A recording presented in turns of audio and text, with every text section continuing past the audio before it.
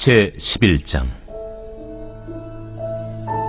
유대에 있는 사도들과 형제들이 이방인들도 하나님의 말씀을 받았다 함을 들었더니 베드로가 예루살렘에 올라갔을 때 할례자들이 비난하여 내가 무할례자의 집에 들어가 함께 먹었다.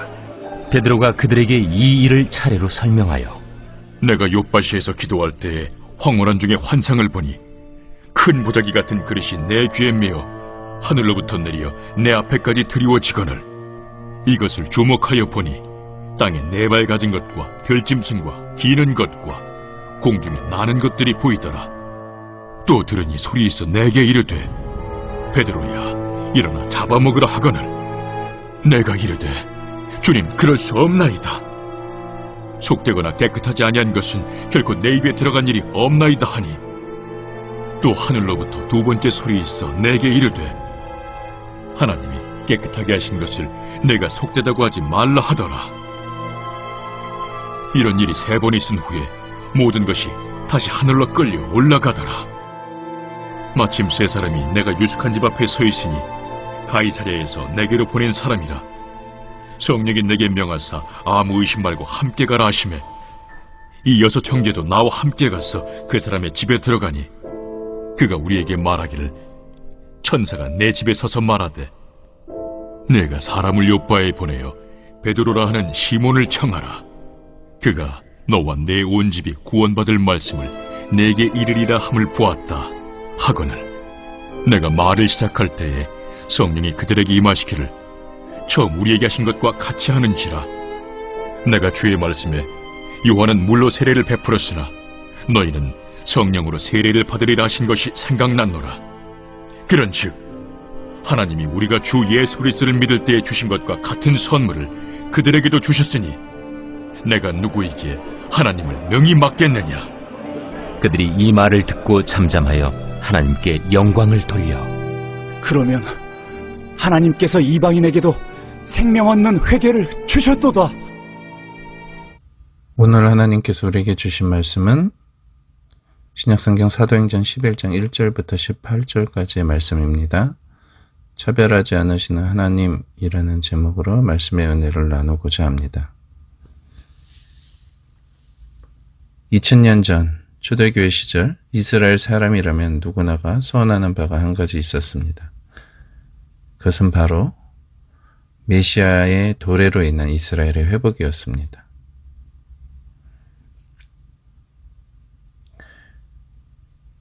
다니엘서 7장에 나오는 절대 왕권으로 오시는 메시아상만을 품었던 이스라엘 민족의 소망을 우리는 이해해야 됩니다. 제자들 머릿속에는 이스라엘 나라의 회복에 대한 꿈이 가득했습니다. 예수님의 능력이라면 로마의 식민 지배로부터 이스라엘 나라를 독립시켜 세계 최강의 나라로 만드실 수 있으리라고 그들은 믿었습니다. 그러나 예수님은 십자가에 못 박히시기 전 총독 앞에서 그의 질문에 대해서 내 나라는 이 세상에 속한 것이 아니라고 분명히 밝히셨습니다. 그렇게 말씀하시던 예수님은 십자가에서 우리 죄를 대신하여 죽으시고 부활하셨습니다. 부활하신 이후 40일 동안 주님께서는 제자들에게 수차례 나타나셨습니다. 그때마다 하나님 나라의 일들을 말씀하셨습니다. 주님의 제자들과 함께 있을 때 주님께서는 그들에게 이렇게 분부하셨습니다. 사도행전 1장 4, 5절인데요. 너희는 예루살렘을 떠나지 말고 내게 서들은 아버지의 약속을 기다려라. 요한은 물로 세례를 주었으나 너희는 여러 날이 되지 않아서 성령으로 세례를 받을 것이다. 이 말씀은 오늘 본문 16절에도 나오는 사도 바울이 고넬료 사건을 돌아보면서 다른 사도들에게 설명하는 부분이었습니다. 성령으로 세례를 받을 것이다 라는 말씀의 의미를 설명하기 위해서는 우리가 그 당시 세례요한이 베풀었던 물 세례를 생각해 볼 필요가 있습니다. 제자들이 보고 경험했던 물 세례는 강물에 자신의 온몸이 빠져서 흠뻑 젖는 것입니다. 물세례를 통해 그들의 온몸이 물에 흠뻑 젖듯이 성령으로 세례를 받으면 그들의 영혼은 성령으로 젖게 됩니다. 고넬료의 사건이 이것을 의미합니다. 베드로가 고넬료의 집에서 복음을 전했을 때 베드로와 함께한 사람들과 베드로 그 자신도 크게 놀랐던 이유가 무엇이었습니까? 그들이 말씀을 듣는 도중 맨 처음에 오순절 성령 강림 사건 때와 동일한 일이 그 가운데 벌어졌기 때문입니다. 그들은 성령이 충만하여져서 방언을 하고 하나님을 높였습니다. 하나님께서는 유대인과 이방인을 차별하지 않으시는 분임을 베드로는 깨닫고 물세례를 그 자리에서 베풀었습니다. 이방인들은 속된 사람, 하나님께 버림받은 사람들이 아니었습니다. 그들은 유대인들이 예수님을 믿고 정결하게 되고 성령을 받았듯이 이방인들도 동일한 믿음으로 믿고 정결하고 성령을 받을 수 있는 사람들임을 확인시켜준 사건입니다.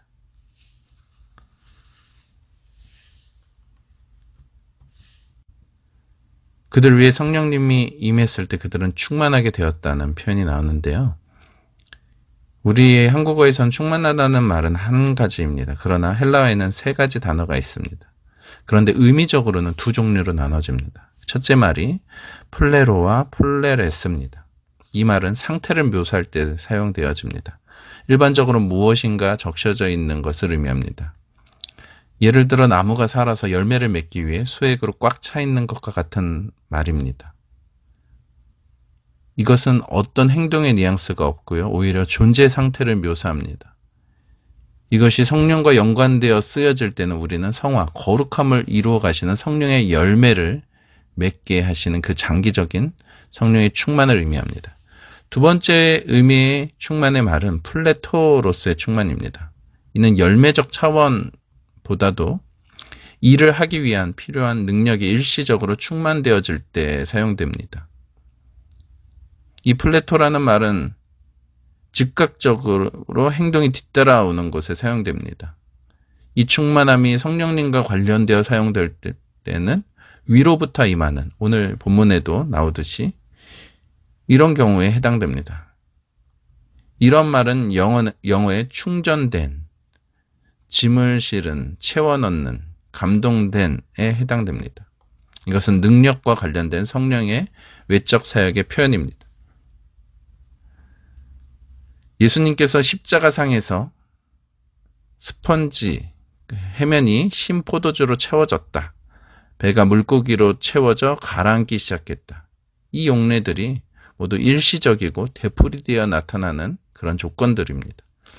이 용어가 나타나는 성령의 충만함은 움직임의 느낌과 하나님의 영에 사로잡힌 느낌, 하나님을 위해 적극적으로 어떤 것을 하기 위해 받는 능력을 의미합니다. 고넬료의 집에 있었던 사람들의 성령으로 충만해지자 하나님의 영에 사로잡혀서 방언을 말하고 하나님을 높이는 일을 했습니다. 그것은 무엇을 의미하겠습니까? 하나님께서는 이방인을 차별 대우하지 않으신다는 뜻입니다. 사도 베드로는 우리에게 내리시던 것과 같이 그들에게도 성령님이 내리셨다라고 표현하면서 내가 누구였기에 감히 하나님을 거역할 수 있겠습니까? 유대인들은 이방인들이 구원받는 하나님의 백성 공동체로 들어오는 것을 용납할 수 없었습니다. 그러나 하나님은 그들을 차별 대우하지 않으셨습니다. 말씀을 정리하겠습니다.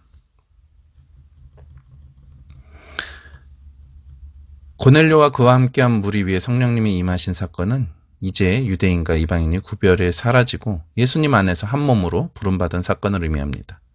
하나님께서는 더 이상 유대인들만의 하나님이 아니시고 예수님을 믿는 모든 사람의 하나님이 되십니다. 100% 이방인인 고넬료와 그의 가족, 친구들을 구원하신 하나님의 구원 역사를 이제는 사도들과 유대인 크리스천들은 인정할 수밖에 없었습니다. 우리도 차별하지 않으시는 하나님의 마음을 품고 우리 주변을 차별의 시선이 아니라 포용의 시선으로 바라보며 복음을 증거하는 그런 사명을 잘 감당하기를 소원합니다. 기도하시겠습니다. 사랑의 아버지 하나님, 하나님께서 기뻐하시는 일이 바로 유대인과 이방인을 차별하지 않으시고 모두를 구원하시는 일임을 깨닫습니다. 우리도 그러한 일에 우리의 삶이 드려지기를 소원하오니 주여 도와주옵소서. 감사드리며 예수님 이름으로 기도드립니다. 아멘.